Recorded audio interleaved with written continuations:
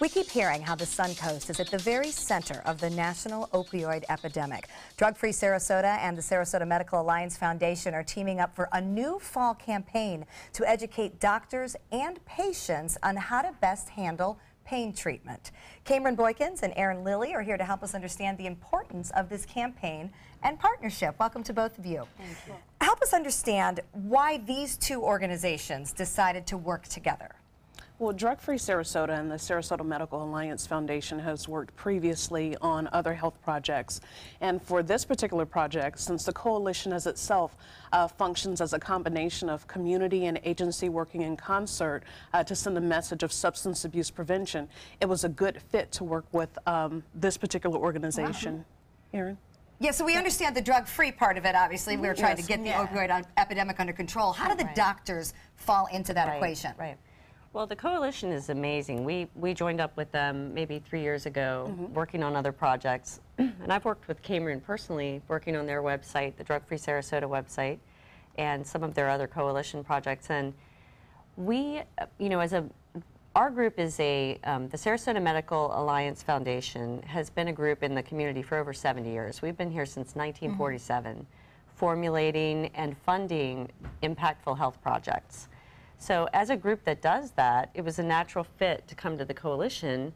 When I saw the literature they were trying to put out, so much of it is connected to medication, use, abuse, misuse, I thought, our group is such a natural emissary for Drug-Free Sarasota literature. And I approached Cameron and said, what do you think about trying to award physicians and create a venue right out of the physician offices to put information about opioids right into the hands of patients? How do you transition from that, okay, this idea, we're a good fit to work together, to saying, hey, I am fixing or trying to fix the opioid problem, we're going to educate doctors, and we're actually going to get patients the information they need before they're addicted? Well, that's the strategy, is kind of this educate while you wait. You see, we have a module that Cameron's going to be showing you here in a moment that's right in the physician office. What are they doing? They're waiting. They're in the waiting room. They're in the exam room, they're waiting to see the physician. What better, more strategic time to get critical information about, Marchman Act, how the strength of opioids, these let's talk a little bit about what's in here, because I know we have some things that we can explain a little more carefully. So starting with the things that you might find in your home. Right? That's a concern and helps to battle the drug issues? Like an inventory, do you guys do something like that or suggest that? Yes, the first product that we provide to community members is a medication inventory card. And so what this card allows community members to do is once they are prescribed prescription medicines, it allows them to document it so that they always know what they have on hand, so that we sort of kind of deter the occurrence that someone might take their medications and limit access to parties that we wouldn't necessarily want them to have. That's a great point, because how often have you been prescribed something you personally don't need it and you chuck it under a drawer? Correct. So now you know where it is. Okay, that's a very important component. What are some of the other components? The next thing that we have is a safe of disposal medication card. And what that basically does is, unique to Sarasota, we are lucky enough that all of our law enforcement agencies has at least one permanent drop box. This is where our community members can go free of charge, and they can dispose of any unused and expired prescription medicines that they have.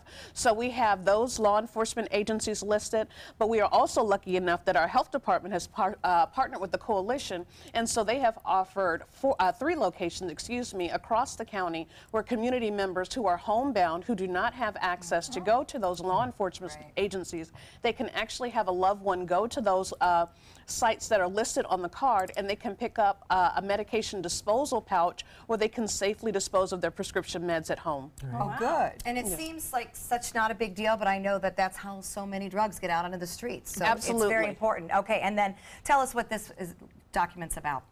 So one of the things that the coalition does itself is it looks at in terms of concerns that are going on in the community, and we try to figure out how we can resolve those.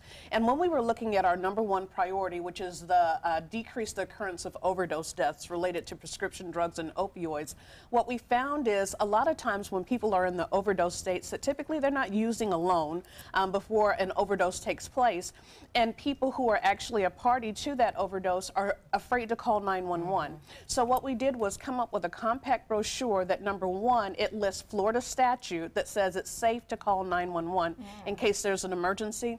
It educates caregivers about Marchman Acts, that's involuntary hold if you have concern for family members who may be abusing substances and may be a harm to themselves. And it also talks about the safe use of naloxone, which revitalizes someone from an opioid overdose. So it's a tool that hopefully can get someone into treatment, revitalize them enough so where they can engage into treatment. And it actually made the news that it's going to be in some of the major pharmacies now. Absolutely, it is. We're starting to see this become so much more pervasive.